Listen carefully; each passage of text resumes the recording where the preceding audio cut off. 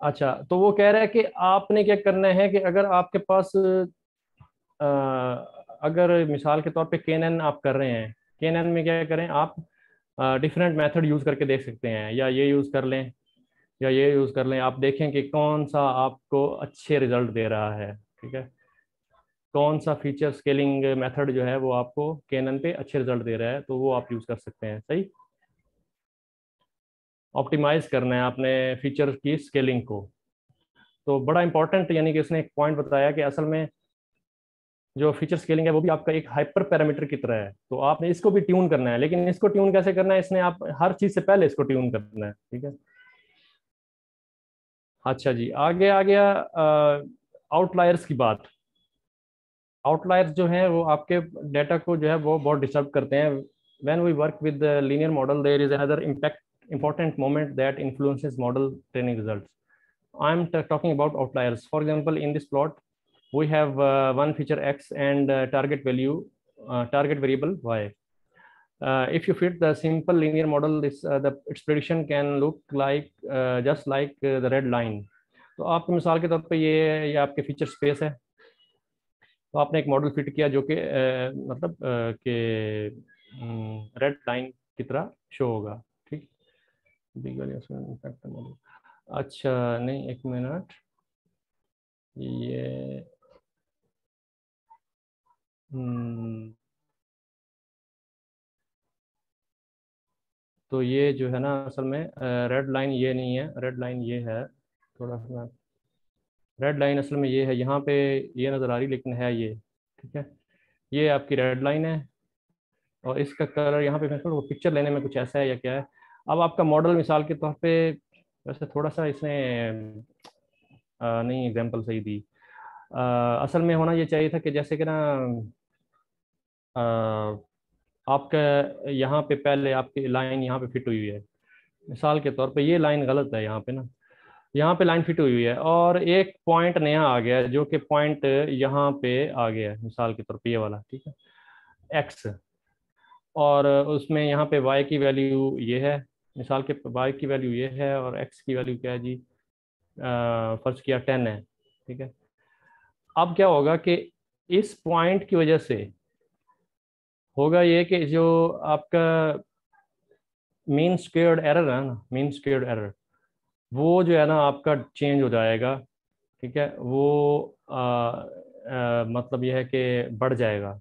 और वो होगा ये कि इस लाइन को, ये जो रेड लाइन है, ये लाइन गलत है। ठीक है, इस लाइन को आप ना समझो, ये लाइन गलत है मेरे हिसाब से। ठीक है, पहले ये लाइन जो है ना मिसाल के तौर पे फिट हुई हुई थी। आ, एक मिनट, ये जो है बस इसने बड़ा अजीब सा दिया है। चले खैर, ये वाली लाइन ना मिसाल है फिट हुई हुई थी, ये वाली। ठीक है, ये वाली लाइन फिट हुई हुई थी। तो जैसे ही हमने एक नया पॉइंट इंट्रोड्यूस कराया आउट ऑफ स्कोप, वो बहुत दूर था, यहाँ पे 10 पे मिसाल के तौर पे, ये 10, इसकी value x is equal to 10 है यहाँ, x इज इक्वल टू 10, और y इज इक्वल टू यहाँ पे ये 1। ये 1, यहाँ 1। तो जब ये आया ना, तो इससे क्या हुआ, उसका इफेक्ट ये हुआ कि उसके जो मीन स्क्वेयर्ड एरर है ना वो चेंज हो गया। ठीक है, और इसने, इस पॉइंट ने, यूं समझे एक मैग्नेट है और वो इस पॉइंट लाइन को अपनी तरफ खींचा उसने थोड़ा सा। ठीक है, तो वो ऐसा हुआ कि वो लाइन अपने उस फिटिंग से हट गई। ठीक है, तो ये असल में अब बिल्कुल एबनॉर्मल डाटा है जो कि किसी भी तरह से इस बंच ऑफ पॉइंट्स के जो नियर अबाउट कहीं भी नहीं है, तो वो बहुत दूर है, तो इसको कहते हैं हम आउटलायर। ठीक है, उससे क्या होगा कि आपका मॉडल की जो परफॉर्मेंस है ना वो बिगड़ जाएगी। ठीक है, लेकिन सर अगर आप देखें तो ये लाइन जो अब ड्रॉ हुई है तो वो ज्यादा बेटर है डेटा के अंदर से जो यही ना, रिजल्ट मैं है। यही तो कह रहा हूँ, उसने ये गलत बनाया है ना। ठीक है, एज्यूम एज्यूम करें, इसको छोड़ें, चलो अच्छा, जो चलो वो यहाँ यहाँ थी। ठीक है, यहाँ थी, लेकिन उससे क्या होगा, इसके आने से वो नीचे आ जाएगी। Yes sir. एज्यूम कर लें कि एज्यूम कर लें कि वो यहाँ थी, ये वाली लाइन यहाँ थी, ये इस बेस से शुरू होकर ऐसे आ रही थी। ठीक है, तो उसके करने से क्या होगा कि ये लाइन ये इस तरह हो जाएगी, ऐसे हो जाएगी, फर्ज कर लें। ठीक है, पहले वो यहाँ थी ऐसे, इधर। ठीक है, तो ये वाला पॉइंट इस लाइन को यहाँ खींच लेगा नीचे, ठीक है। दैट मीन्स के उसका जो मीन स्क्वायर डिस्टेंस है वो पॉइंट्स का वो रिड्यूस हो गया है, या मतलब चेंज हो गया है, ठीक है, डिस्टर्ब हो गया, मतलब वो डिस्टर्ब एक्यूरेसी हो गया, खराब हो गई। एक्यूरेसी खराब हो गई। तो ये है इफेक्ट आपके आउटलायर्स का, सही। तो the same holds not only for future values but also the for the target values, ठीक है। अब आपके टारगेट जो है, मिसाल के तौर पे क्या है कि for example let's imagine if you we have a model trained on the data with the target values between 0 and 1, ठीक है। तो क्या होगा कि आपकी टारगेट वैल्यू जो है वो 0 है या 1 है, ठीक है।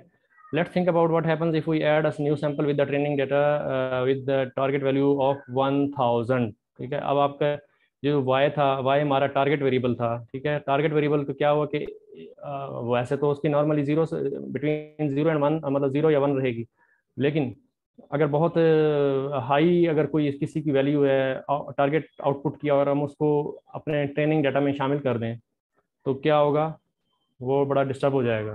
बाज़ औक़ात आपका मॉडल ऑनलाइन हो रहा, आपका मॉडल ऑनलाइन चल रहा होता है। ऑनलाइन से मुराद आपका डेटा जो है डेटा स्ट्रीम आ रही है, ठीक है, डेटा स्ट्रीम आ रही है, आपने उसको प्री प्रोसेस करना है आपकी डेटा पाइप में से गुजार के, ठीक है।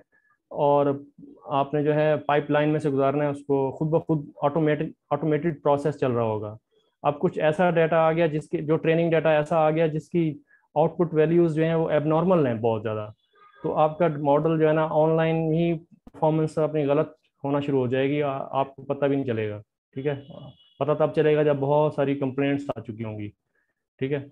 तो इसलिए हमने क्या करना है कि हमने उस आउटलायर को वक्त से पहले ही यानी कि मार गिराना है कि वो हमारे मॉडल की परफॉर्मेंस को ख़राब ही ना करे पहले ही, मतलब उसको पहले ही प्री प्रोसेस करके उसको ख़त्म कर देना है।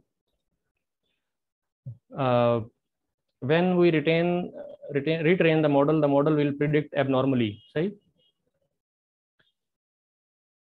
obviously we have to fix this somehow। अच्छा, इसमें भी वही बात हुई, पहले आपकी लाइन जो है वो यहाँ थी, ठीक है। तो क्या होगा आके जो आउटपुट वैल्यू अगर ट्रेनिंग की बहुत ज़्यादा हाई है तो क्या होगा, ये लाइन यहाँ से ऊपर चली जाएगी, ठीक है। कि इसके इम्पैक्ट की वजह से ये भी एक यूँ समझिए कि एक मैग्नेट की तरह है, वो उस लाइन को अपनी तरफ मतलब अट्रैक्ट करेगा और उसकी जो प्रेडिक्शन है वो गलत हो जाएगी फिर मॉडल की। Obviously, we have to fix this somehow to protect the linear model from outliers. We can clip features values between the chosen values of lower bound and upper bound. तो आपने outliers को deal करने के लिए एक lower bound और upper bound fix कर लें कि भाई मेरी जो वैल्यू है अगर कोई इस लोअर और अपर बाउंड से ज़्यादा या कम आएगी तो वो क्लिप ऑफ हो जाएगी, वो डिलीट हो जाएगी, ठीक है। we can choose them as some percentile of the features. For example, first and 99 percentiles. This procedure of clipping is well known in financial data and it is called Windsorization. Let's take a look at the histogram of an example. We see that majority of the features values are between 0 and 400. आपके पास यहाँ पे एक example है जिसमें आपने उसको print कराया pd.seriesx.hist। तो आपने क्या कराया, आपने इसको हिस्टोग्राम आपने रखा और 30 बिन्स बनाई हैं इसकी। तो आपने देखा कि यहाँ पे एक वैल्यू जो बहुत ही एबनॉर्मल है, ठीक है, उसकी वैल्यू जो है ना वो -1000 पे पहुंची हुई है। तो आपने देखा कि ये बहुत ही एबनॉर्मल है, तो आपने एक पहले आपने क्या किया कि सीरीज बनाई। अब आपने क्या कि एक lower bound upper bound define कर दिया, np.percentile x 199, मतलब आपका जो आपका डेटा था एक्स ट्रेन, आपने एक्स ट्रेन को यहाँ रखा, ठीक है, और आपने 1 और 99 परसेंटाइल बना दिए, ठीक है। तो मतलब इसका ये होता है कि आपका जो most of the data in the range of 1% और 99% जो रहेगा वो ही रहेगा। इससे ऊपर जाएगा तो जो ज़्यादा मतलब जो हाई वैल्यूज़ हैं, मतलब बहुत जिनकी डेंसिटी जो है 1 और 99 के दरमियान में है ना, तो वो मुझे चाहिए, बाकी छोड़ दें। ठीक है, अब ये आपके ये कितने डाटा पॉइंट्स हैं, मिसाल है 200 300 या 1000 डाटा पॉइंट्स हैं, तो उसमें से सिर्फ जो है 15-20 वैल्यूज जो है, अगर फर्ज किया ये इस पे अलाई कर रही हैं, ठीक है, तो आप इनको मतलब वो कर सकते हैं, नेग्लेक्ट कर सकते हैं, ये आउटलायर है, ठीक है। तो इसलिए आपका ये कितना बनेगा, 1% से नीचे रहेगा ना, ठीक है, क्योंकि मिसाल है 10 वैल्यूज़ हैं, 15 वैल्यूज़ हैं, लेकिन आपकी जो है यहाँ पे 30-40 हज़ार वैल्यूज़ हैं, तो 40 हज़ार वैल्यूज़ और 10 वैल्यूज़ का कोई कंपैरिजन नहीं है, वो उसका 1% शायद बने या 1% से भी कम बने। तो इसलिए आप जो वैल्यूज़ 1 to 99% लाई कर रही हैं, आप उनका आपने परसेंटाइल बना लिए। तो आपने क्या किया कि y is equal to N P dot clip X upper bound lower bound, तो पी डी डॉट सीरीज। अब आपने क्या किया है, जो है एक्सक्यूज मी सर, एक बात कहूँ। जी सर ये इतना कॉम्प्लिकेट हो रहा है, इससे बेहतर ये नहीं है कि हम पहले इंडिविजुअल हर एट्रीब्यूट का ग्राफ बनाएं और उसका हम ग्राफ देखें कि वो किस तरीके से उसमें नहीं, लाई कर। ये तो एक ही एट्रीब्यूट है, कुछ ये तो एक ही एट्रीब्यूट है, एग्जांपल ले तो एक ही एट्रीब्यूट है, ज़्यादा एट्रीब्यूट तो नहीं है। लेकिन ये एक्स एक्सिस और वाई एक्सिस पर हो रहा है ना। तो एक एक एक्स है और एक वाई है, एक इनपुट है एक हाँ, आउटपुट है। एक आउटपुट है। हाँ, तो नहीं इसमें क्या सवाल क्या है? सर, नहीं समझ आ रहा कि मतलब ये ओहो, अ, बात सुने, जी ये ये ऐसे देखें यहाँ पे, एक्स की वैल्यू है जीरो, ये पहले एक था -1000। मैं आपको समझा, तो सवाल पूछे ना, समझ नहीं आ रहा तो इस तरह बताएं। जी, इसलिए तो पूछ रही हूँ। एक मिनट में ज़रा वाइट बोर्ड लगा दूं अपना।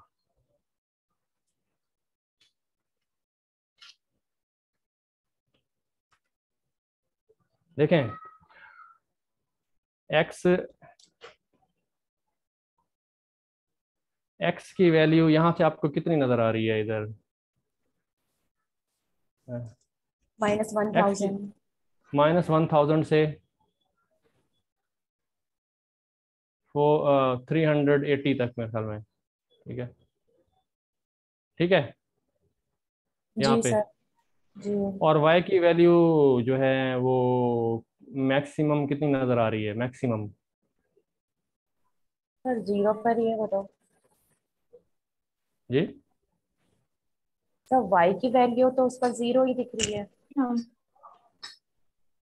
एक मिनट,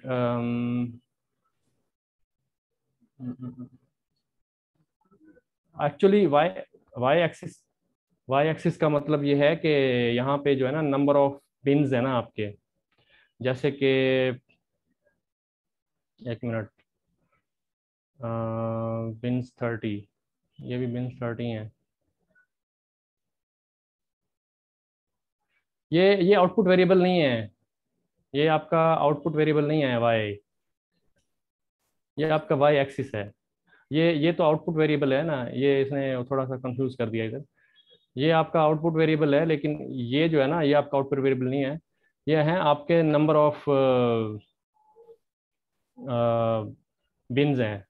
अब जैसे ये जो डाटा है, इसकी शेप जो है ये ऐसे है ना, ये ऐसे, और इसकी शेप भी तो वही है, ये बस इसको आपने, ये एक्सपेंड हो गया डाटा ये वाला, क्योंकि आपने इसका क्या किया है, ये आपने इसकी ये वाली जो है ना ये कट ऑफ कर दी है वैल्यू, ठीक है, और आपने वैल्यू लिया है जीरो से लेके ना ओके ओके, सही है, ठीक है सर। ये तक। तो ओके। ये आपका डाटा यहाँ एक्सपेंड हो गया इधर, हम्म। जीरो से लेके ये 360 तक, ये ठीक है, ये वही चीज़ आ गई, लेकिन ये कट ऑफ हो गया है पोर्शन, ठीक है। ओ, हाँ, और उसमें जो है ये अब बना के देखना पड़ेगा इस डाटा को, ये शेप वही है, बस उसने क्या किया कि ये डाटा खत्म कर दिया क्योंकि आउटलायर था, ठीक है। सर लेकिन ये टाइटैनिक का आप यूज कर रहे हैं ना डेटा, तो ये उसका कौन सा एट्रीब्यूट है? नहीं नहीं नहीं नहीं नहीं, टाइटैनिक का नहीं है ये, टाइटैनिक का टाइटैनिक नहीं है, नहीं फिर नहीं, ये किसका है? वैसे ही उसने ले लिया कोई। एग्जाम्पल ओके, दी है। एग्जाम्पल दिए, ओके सर, ठीक है। हाँ, तो उसने क्या किया, सिर्फ ये दिखाने के लिए कि ये हमने इसको मतलब आपको ग्राफिकली दिखाया है कि भाई इस पॉइंट को हम मतलब निकाल चुके हैं, ठीक है, इस तरीके से। तो हाँ, मतलब लोअर बाउंड और अपर बाउंड ली है ना, सही है। तो उसके फिर आपके यानी कि जो लोअर बाउंड में नहीं आएगा वो भी, मतलब जो लोअर बाउंड से लोअर होगा वो भी गया, और जो अपर बाउंड से अपर होगा वो भी गया, ठीक है। ओके ओके, मतलब वो एक सीक्वेंस में आ जाएगा ताकि हमारा हाँ, मीन स्क्वायर मतलब एरर इजीली आउटलायर आइडेंटिफाई। से हमने निजात हासिल की है, सही। ओके ठीक है सर, मतलब ग्राफिकली, मतलब विजुअली अभी हमने जी, उसको समझ सके। ओके। हाँ जी, हाँ जी। और थोड़ा सा मतलब असल में ये बात है ना उसकी, आप ये आप क्लिप फंक्शन क्या करता है ये देखना पड़ेगा basically. X upper bound lower bound, हमारे पास डेटा भी हो ना, अब डेटा तो नहीं है जिसको हम बना के देखें इस डेटा को, तो कोई एग्जांपल आएगी ना जब प्रोजेक्ट में, तो फिर हम उसको देख लेंगे। लेकिन ओके लेकिन सर, आपको समझ ये आ आइडिया गया। होना चाहिए कि हुआ क्या है। हुआ ये है कि आउटलायर आपने को वन निकाला है टू, हमने, जी, आउटलायर को निकाल दिया, इससे डेटा आउटलायर हम। को निकाला है आपने, 1% रखा है या 99% रखा है। जो 1% से नीचे है, 0.05 0.123% वो भी निकाल दिए। जो 99.1 99.2% में आ रहा था वो भी निकाल दिए, या आगे जो 99.5 या कोई किसी परसेंट में आ रहा था वो भी निकाल दिए, हाँ, ठीक। मतलब हमने एक टारगेटेड वैल्यू दे दी उसको, किससे हाँ कम या जी, ज्यादा हो तो उसको हम आउट करते हैं। जी जी। अब आपके पास देखें हमने कितनी किस्म की प्रोसेसिंग कर ली। एक हमने की, जेन में रखी है, एक हमने की है मिन मैक्स स्केलर, एक हमने की है स्टैंडर्ड स्केलर, ये 2 हो गई। एक हम आप कर चुके हैं आउटलायर की, ये 3 हो गई, ठीक है। एक चौथी आ रही है आपकी रैंक, ठीक है, रैंक। अब ये जो रैंक है, ये रैंक किस सूरत में इफेक्टिव है? More effective for outliers in linear models, KNN and neural networks, ठीक है। ये ज़्यादा इफेक्टिव है आप अगर आउटलायर्स को निकालना चाहते हैं, ठीक है, इस कंपेयर टू दिस, ठीक है, ये ज़्यादा इफेक्टिव है, ठीक है। ये कलर अच्छा नहीं लग रहा मुझे, ब्लू,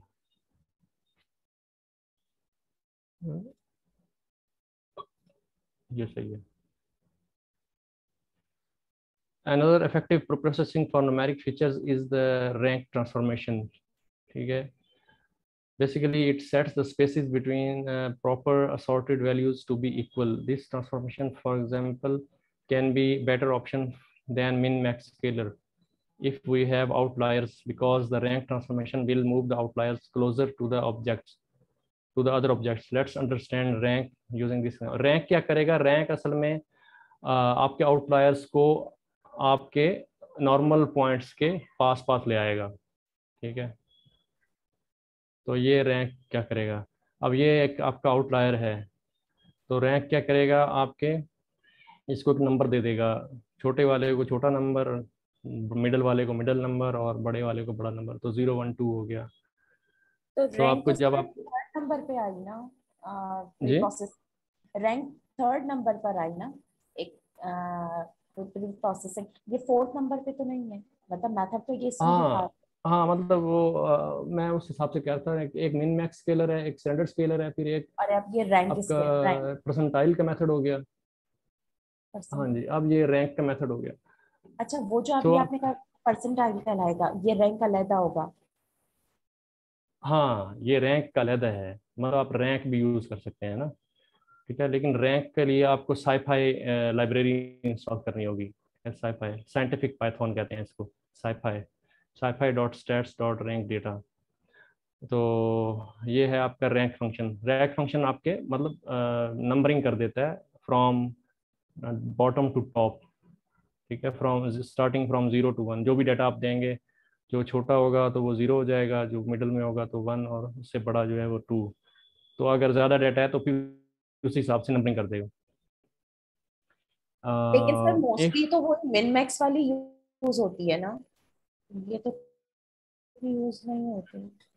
अभी तक हमने जितने आउटलायर भी मॉडल्स आउटलायर रिमूव करने के लिए ये ज़्यादा बेटर है, वो कह रहा है ना।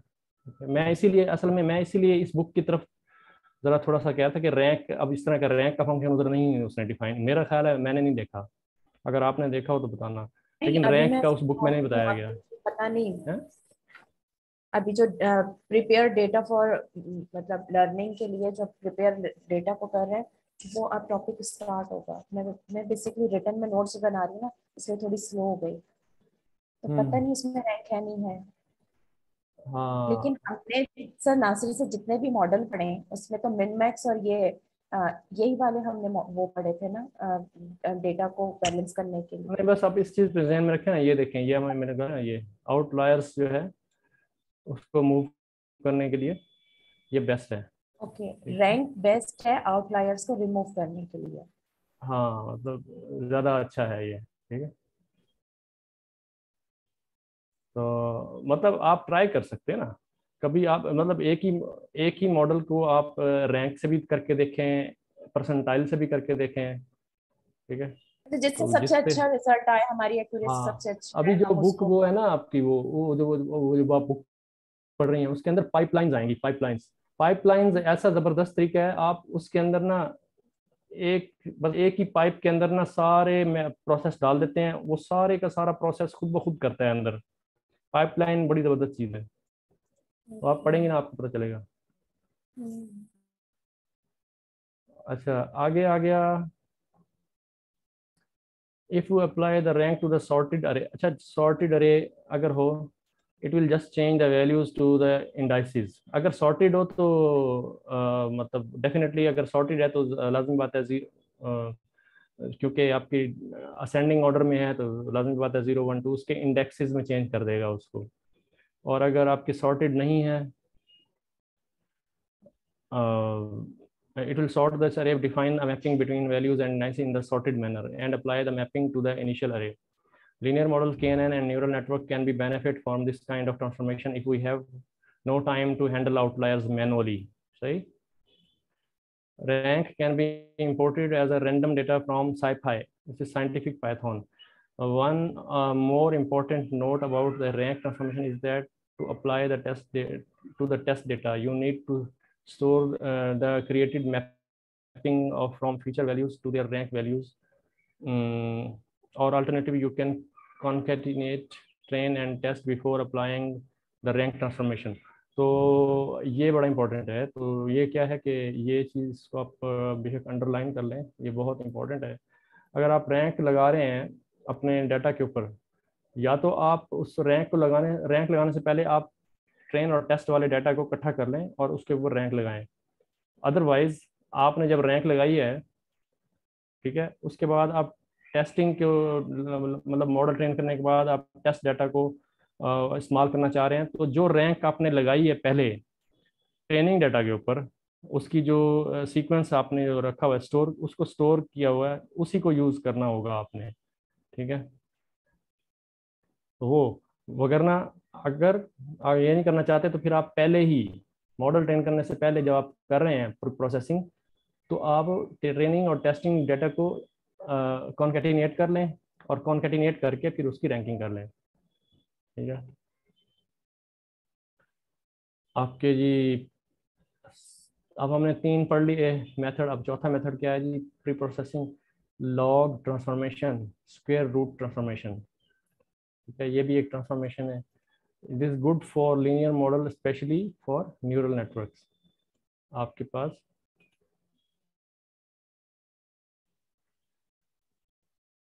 ये अच्छा नहीं,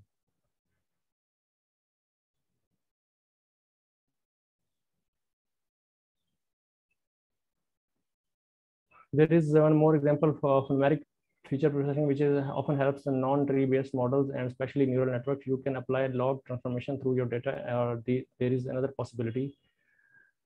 You can extract a square root of the data. तो दो तरीके हैं, log transformation भी है और square root transformation भी है। Both of these transformation are useful because they derive two big values closer to the feature average value. तो आपके जो है ये भी आउटलायर को आपके ना वो कर देगी, नॉर्मलाइज कर देगी, और आपके आउटलायर्स को आपके फीचर स्पेस में ले आएगी। along with this the neural zero. Network के डेटा पे करेंगे हम, जो नॉन ट्री बेस होंगे उसका डेटा को हम प्री प्रोसेस करेंगे हाँ सबसे मतलब ज्यादा। स्पेशली उसने जो बताया था कि specially good for neural network this one, ठीक है। Okay. Both these transformations can be useful because they drive two big values closer to the feature average values. Along with the values near zero are becoming a bit more distinguishable. Despite the simplicity, one of these transformation can improve your model neural networks results significantly, ठीक है। ये तो आपके पास ये जो है अच्छा रिजल्ट आपको देगी, ठीक है। तो आप इस तरीके से N P dot log 1+x और N P dot square root x+2/3 इस तरीके से ये लगा सकते हैं इस पे।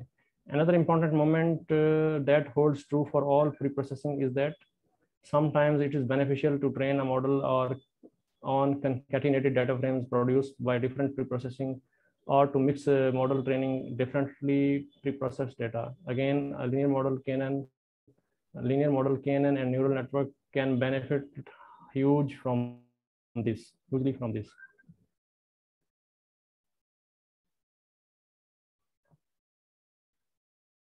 Or to mix model training differently pre-processed data. इसका क्या कह रहा है ये समझ नहीं आई इसकी। कितना टाइम रह गया है, थोड़ा टाइम तो नहीं रह गया। अच्छा, इसका क्या कह रहे हैं, कुछ बताएंगे यार, लोग बैठे भी हुए हैं। शारफ भाई आप बताएं इसका क्या मतलब है।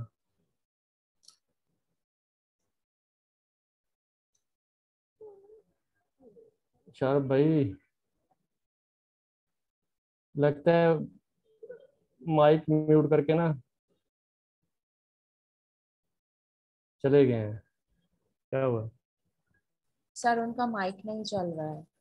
अच्छा अच्छा अच्छा जी, another important moment that holds true for all pre-processings is that, मतलब जितने भी प्री प्रोसेसिंग मेथड हमने पढ़े हैं उनके बारे में बता रहा है कि उनके बारे में एक चीज है, it is beneficial to train a model on concatenated data frames, ठीक है। Train a model on concatenated data frames produced by different pre-processings, ठीक है। आपने मिसाल के तौर पे 2 या 3 डाटा फ्रेम्स हैं जिनको अलग-अलग तरीकों से प्री प्रोसेस किया है। मिसाल के तौर पर एक के ऊपर आपने मिन मैक्स स्केलर लगाया है, दूसरे के एक और डाटा फ्रेम है जिसके ऊपर आपने स्टैंडर्ड स्केलर लगाया है, एक और डाटा फ्रेम है जिसके ऊपर अपने आपने रैंक लगाया है, एक और डाटा फ्रेम है जिसके ऊपर आपने ये वाला लगा दिया है लॉग ट्रांसफॉर्म। तो वो ये कहता है कि क्या कर सकते हैं कि आप उनको डिफरेंट तरीकों से प्री प्रोसेस करके फिर आप उनको कॉन्केटिनेट कर दें, ठीक है। मिसाल के तौर पे आपने डिफरेंट डाटा फ्रेम्स में से या डिफरेंट डाटा बेसिस में से डाटा लेना है, तो आपने एक डाटा फ्रेम के ऊपर डिफरेंट मेथड लगाया, मिन मैक्स लगाया, दूसरे पे लगाया आपने स्टैंडर्ड, तीसरे पे लगाया आपने क्या एन पी डॉट लॉग लगा दिया, चौथे पे आपने रैंक लगा दिया। ये आपने प्रोसेस कर लिया, उसके बाद आपको यू नीड टू कॉन्केटिनेट, मिसाल है आपने उसको कॉन्केटिनेट करना है तो कॉन्केटिनेट कर दिया। तो इससे जो है आपके बेनिफिशियल है समटाइम्स, ठीक है। ये टेक्निक भी चलती है इनके ऊपर। और to mix models training differently pre processed data,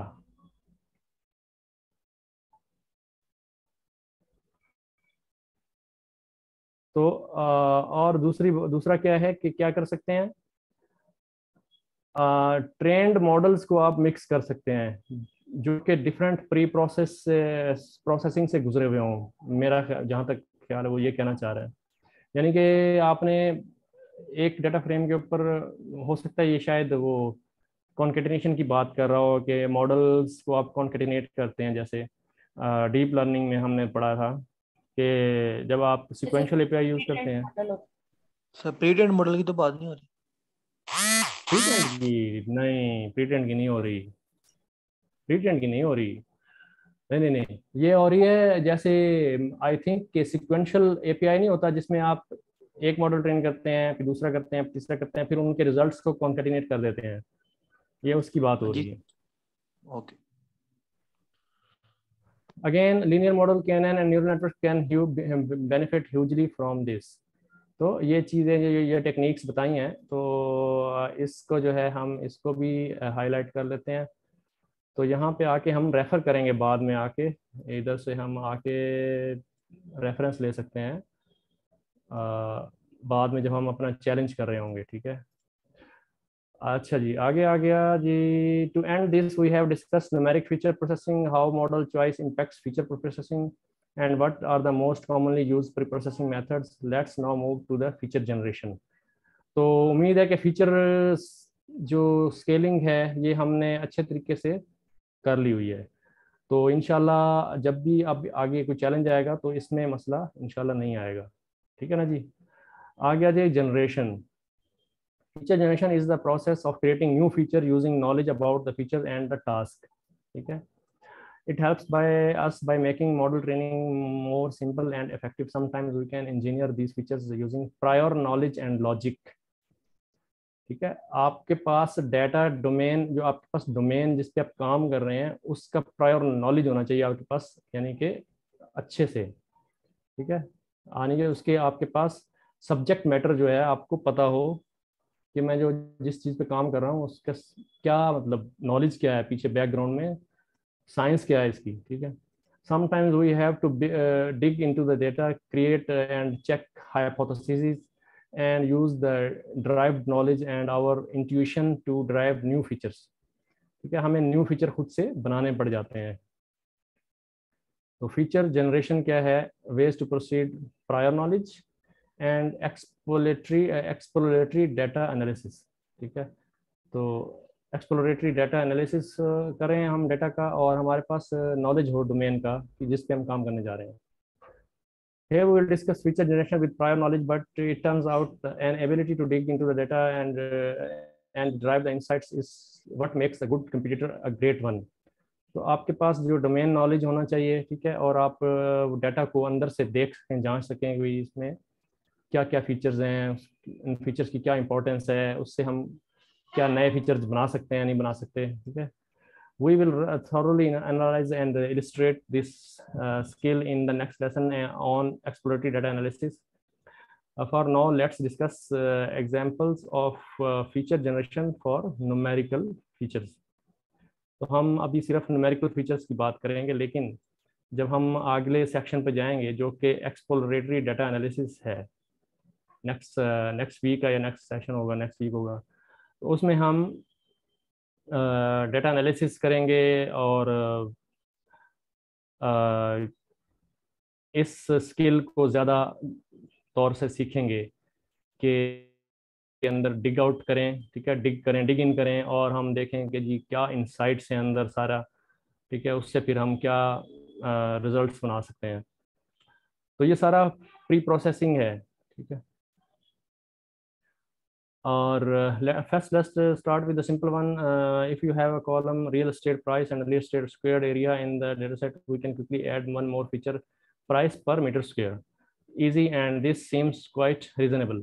तो आपके पास क्या है कि ये रियल एस्टेट प्राइस दी हुई है और स्क्वायर्ड एरिया दिया हुआ है। तो क्या करते हैं, price divided by squared area होता है, तो आपका प्राइस पर स्क्वायर मीटर आ जाती है। ठीक है, ये सिंपल। तो इन दो फीचर से आपका एक फीचर जनरेट हो गया नया। ठीक है, तो ये हो गया easy, and this seems quite reasonable. ठीक है, और let me give you another quick example for the forest cover type prediction data set. तो क्या है जी कि यहाँ पे आपके पास ये वर्टिकल और हॉरिजॉन्टल डिस्टेंस दिया हुआ है। तो आप क्या कहते हैं कि एक डायरेक्ट डिस्टेंस आपको मेजर करना है, तो आप क्या कर सकते हैं, आप इसको वो बना के इसका बेस हाइट और ये जो है हाइपोटेन्यूस जो है वो आप कैलकुलेट कर लें। अगर ये शॉर्टकट डिस्टेंस आपको कि vertical square plus horizontal square और उसका स्क्वायर रूट, तो आपको ये फिथागोरस या पाइथागोरस थ्योरम जो है उसके जरिए आप ट्राइंगल का जो है वो हाइपोटेन्यूस जो है वो निकाल सकते हैं। ठीक है, ये इस तरीके से if we have horizontal distance to water source and vertical distance, ये तो हो गया ना, पता चल गया। ठीक है, Among other things, it's useful to know that adding multiplication, division, and other feature interactions can be of help not only for linear models, for example, although gradient within decision tree is a very powerful model. ठीक है, gradient boosting होगा यहाँ पे शायद, ये within gradient boosting होगा.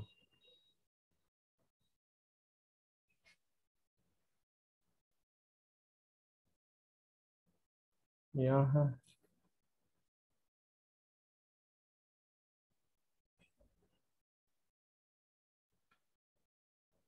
ठीक है. It still experiences difficulties with approximation of multiplications and divisions, and adding such features explicitly can lead to more robust model with less amount of trees.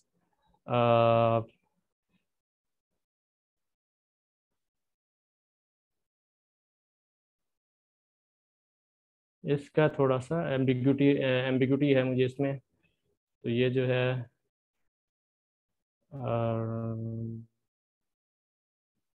ये ज़रा एम्बिगुअस है, इसको बाद में देखेंगे.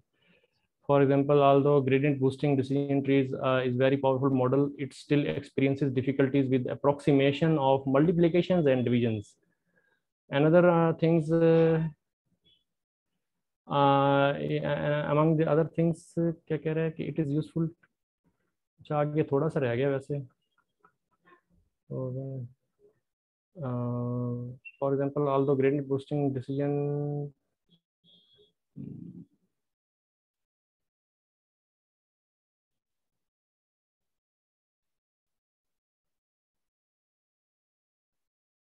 अच्छा ठीक है, तो मेरे ख्याल में यहाँ पे थोड़ी सी एम्बिग्यूटी है. इसमें जो है ना ये यहाँ पे ये सिर्फ जो मल्टीप्लिकेशन करके या डिवीजन करके आप या स्क्वायर रूट लेके जो आप एक नया फीचर बनाते हैं, उससे ना सिर्फ आपके लीनियर मॉडल हेल्प होते हैं, बल्कि आपके जो डिसीजन ट्रीज हैं या ग्रेडियंट बूस्टिंग डिसीजन ट्रीज हैं उनको भी हेल्प मिलती है. लेकिन ये जो है ना ये गलत दिखा, मतलब ये it experiences difficulties with approximation of multiplication division, ये जो है ना थोड़ा सा एम्बिगुअस है. इसकी जो है थोड़ा समझ नहीं आई यहाँ पे ना इस जुमले की. लेकिन जो इन नटशेल ये है कि आपको ये वाली जो फीचर जनरेशन है वो आपको इसमें इस तरह की फीचर जनरेशन जो है ना आपको डिसीजन ट्रीज में या ग्रेडियंट बूस्ट डिसीजन ट्री में भी हेल्प करती है.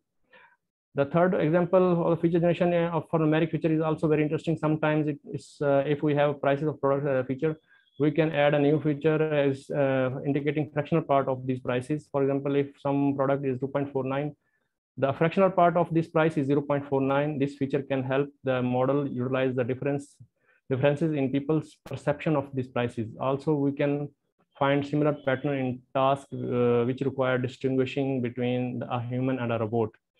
तो आपके जो है प्राइस का जो फ्रैक्शनल पार्ट है वो आप ऐड कर देते हैं इस तरह के प्रॉब्लम्स के अंदर. एक नया कॉलम बना देते हैं जिसके अंदर आपके पास फ्रैक्शनल पार्ट का आ जाता है एक कॉलम, प्राइस की फ्रैक्शनल पार्ट. तो उससे जो है आपको क्या होता है, for example if we will have some kind of financial data like auctions. अच्छा इसको ख़त्म कर लेते हैं, एक और थोड़ा सा 5 मिनट का सेशन रखेंगे. For example, if we will have some kind of financial data like auctions, we could